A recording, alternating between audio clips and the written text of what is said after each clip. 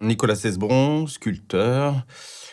J'habite et je travaille à Saint-Denis depuis 25 ans, où je me suis installé à la Briche. Je suis venu vous présenter donc ce petit couteau que j'ai piqué, que j'ai dû piquer quand j'étais môme dans la trousse à outils de mon père et qui me servait à tailler des morceaux de bois. Ce qui est assez curieux, c'est que les couteaux de poche, en général, on les paume, on les égare. Et depuis 50 ans, ce couteau, il est dans mes affaires. Il surgit d'une boîte à un autre, d'un tiroir à un autre. Et il est toujours présent. Et je m'en sers jamais. Mais quand je le vois, je suis content. C'est comme un petit éclair qui revient de l'enfance.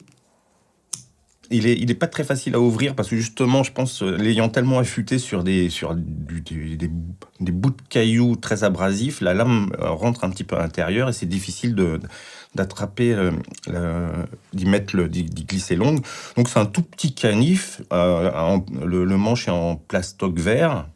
Il y a une petite attache en laiton et puis une lame qui est légèrement incurvée. Je sais pas, qui a dû être tordue en essayant de forcer sur un bout de métal ou je sais pas quoi.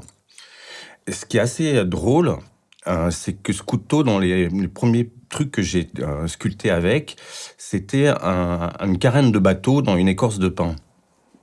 Et je me souviens donc avoir taillé cette écorce, creusé. Il y avait peut-être une petite cabine et une voile faite avec une feuille.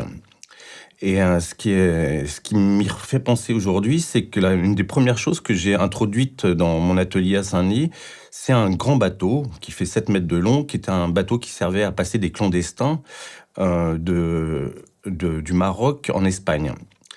Et qui est suspendu dans les airs, qui est une chambre d'amis, une chambre de rendez-vous, et dans lequel aussi j'ai vécu pendant plus d'1 an.